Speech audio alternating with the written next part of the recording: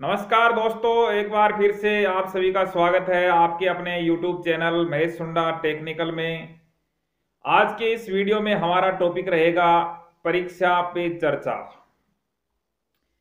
वर्तमान समय परीक्षाओं का दौर चल रहा है। जो ये महीना है अप्रैल और मई का, ये एक तरह से इसे परीक्षाओं का सीजन कहा जा सकता है। और इस महीने के अंदर अनेक जो परीक्षाएं होती है शिक्षा बोर्डों की या और कोई प्रतियोगी परीक्षाएं भी आयोजित होती रहती है। तो इन सब के बारे में हम जानेंगे कि परीक्षा के अंदर जो तनाव होता है उसको किस प्रकार से दूर करें और परीक्षा की जो घबराहट है, परीक्षा का जो सामना है वो आप किस प्रकार से कर सकते हैं।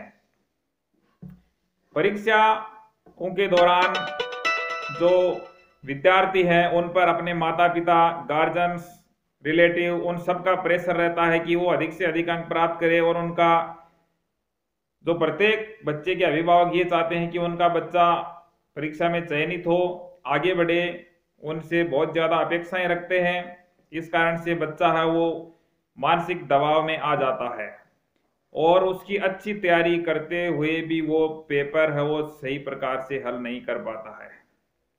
तो इस वीडियो में मैं आपको बताऊंगा कि आप कौन कौन से ऐसे जो टिप्स हैं वो अपनाकर परीक्षा के तनाव को दूर कर सकते हैं और अपना जो चयन है वो सुनिश्चित कर सकते हैं।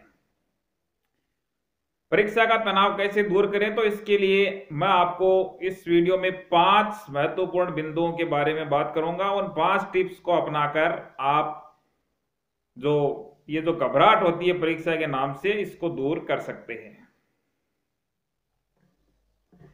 परीक्षा एक ऐसा शब्द है जो हर किसी के दिमाग में आते ही इससे संबंधित जो अन्य इसके साइड इफेक्ट्स होते हैं, जैसे कि सिरदर्द, तनाव, बेचैनी, स्ट्रेस और चिंता, क्रोध, ये सब क्या है अपने आप ही आने लगते हैं और बच्चे के ऊपर जो ऑटोमेटिक प्रेशर है वो बनना प्रारंभ हो जाता है। तो पहला जो प्रश्न है नंबर 1, वो है पढ़ाई का सबसे सही समय क्या है। मैंने मेरे जो टीचिंग काल है उसमें लगभग 13 वर्षों का एक्सपीरियंस रहा है और उस दौरान मुझे काफ़ी स्टूडेंट्स के साथ रूबरू होने का मौका मिला है।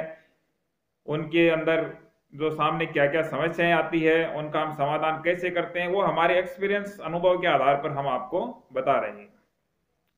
परीक्षाओं के दौरान तैयारी के लिए जो हम पढ़ाई करते हैं घर पर, उसके लिए सही समय क्या है, पहला आपका बिंदु, इस पर आपको ध्यान देना है। तो पढ़ाई के लिए जो सबसे उपयुक्त समय होता है वो मॉर्निंग टाइम सबसे उपयुक्त रहता है। सुबह के समय 5 बजे से लेकर 8 बजे तक का जो समय होता है वो बहुत ही उपयुक्त समय है। उस दौरान दिमाग एकदम शांत रहता है और आपके द्वारा जो याद किए गए प्रश्न है, याद की हुई सामग्री है, वो चिरस्थायी हो जाती है, दिमाग के अंदर लंबे समय तक याद रहती है।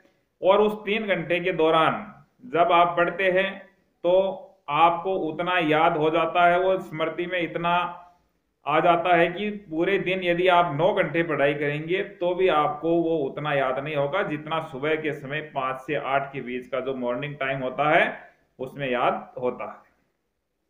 प्राचीन समय में कहा जाता है कि जो ऋषि मुनि थे, महर्षि थे, वो सुबह के समय जो ब्रह्म मुहूर्त जिसको बोलते हैं उसके अंदर पढ़कर अपना ध्यान लगाते थे।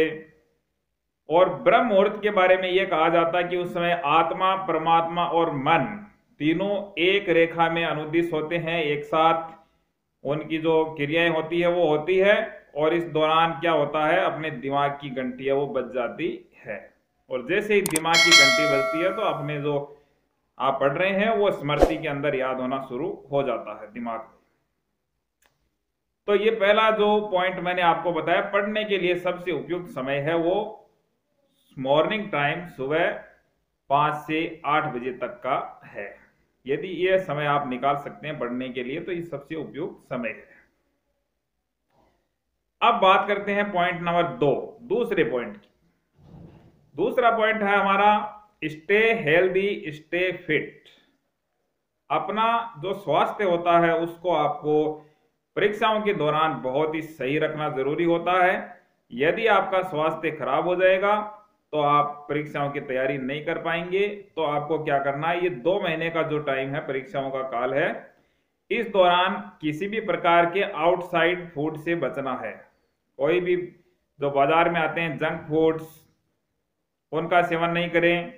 इसके अलावा कोई बर्गर, पिज्जा, कोल्ड ड्रिंक्स, इनका बिल्कुल भी सेवन नहीं करें, क्योंकि इससे आपका जो स्वास्थ्य है वो खराब हो सकता है। और आप बिल्कुल शुद्ध जो देसी एकदम घर पर बना हुआ खाना है उसका सेवन करें और अपना जो स्वास्थ्य है उसको नियमित रूप से सही बनाए रखें, जिससे कि आपको परीक्षा में तैयारी करने में काफी सहायता मिलेगी। इसके अलावा आप 10 से 20 मिनट तक एक्सरसाइज कर सकते हैं। उससे भी क्या होता है, आपका दिमाग फ्रेश रहता है और जो पढ़ाई में वो मन अच्छी तरह से लगता है। तीसरे बिंदु की हम बात करते हैं। तीसरा बिंदु है टेक स्मॉल ब्रेक्स।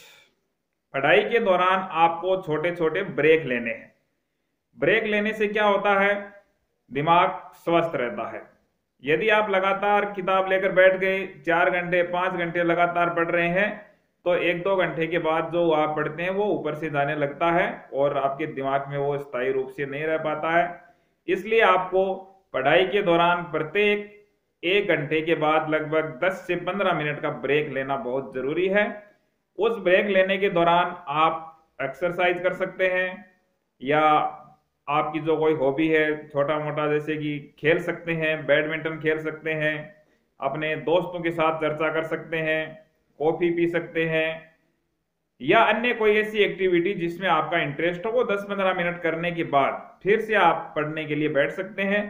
तो परीक्षा की तैयारी के दौरान लगातार पढ़ने की बजाय, लंबी पढ़ाई 5-6 घंटे पढ़ने की बजाय ब्रेक्स लेकर टुकड़ों में यदि आप पढ़ाई करेंगे तो वो आपका जो तनाव है दूर करने में मदद करता है।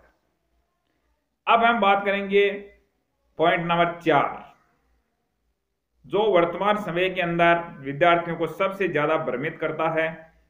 उस पॉइंट के बारे में आपको बताएंगे। वो है कि बच्चों को इस दौरान बिल्कुल भी टीवी के पास नहीं जाने दें। No TV, no social media, no mobiles. इन 3 सिद्धांतों का पालन यदि बच्चे करेंगे तो उनको पढ़ाई में सफलता प्राप्त करने से कोई नहीं रोक सकता है। ब्रेक के दौरान यदि आपने मोबाइल ले लिया, फेसबुक चलाने लग गए, व्हाट्सएप चलाने लग गए, टेलीग्राम, इंस्टाग्राम, आजकल बहुत सी मीडिया साइट्स चल रही हैं, तो उसमें आप जैसे ही चलाने लग जाएंगे 15 मिनट 20 मिनट के ब्रेक के दौरान, तो आपका दिमाग भ्रमित हो जाएगा, जो दिमाग डाइवर्ट हो जाएगा। जो आपने पढ़ा 1-2 घंटे, वो उसका जो कॉम्बिनेशन है वो उस मीडिया के साथ नहीं बैठ पाएगा और आप पढ़ाई में जो है ध्यान नहीं लगा पाएंगे। तो आपको मोबाइल से बिल्कुल दूर रहना है, टीवी बिल्कुल नहीं देखना है और सोशल मीडिया का प्रयोग बिल्कुल भी नहीं करना है। ये काम आप परीक्षा देने के बाद छुट्टियों के अंदर जब आपको टाइम मिलता है तो आराम से कर सकते हैं। तो सोशल मीडिया और जो टीवी मोबाइल है इसका प्रयोग कम से कम करें। इस जो ब्रेक्स के दौरान आप यदि टाइम मिलता है तो कुछ ड्राइंग्स कर सकते हैं, चित्रकला, जिसके अंदर जो चित्र बनाने का कौशल विकसित हो सकता है आपके अंदर, कोई खेल खेल सकते हैं। तो ये जो सारी चीजें हैं इनको आप अपनाकर परीक्षा में सफलता सुनिश्चित कर सकते हैं। और 5वां और महत्वपूर्ण पॉइंट, जो सबसे ध्यान देने योग्य बात है, वो बिंदु ये है कि परीक्षा एक जिंदगी का हिस्सा है। परीक्षा जिंदगी नहीं है, इसलिए कभी भी है आप इसको don't take it more seriously.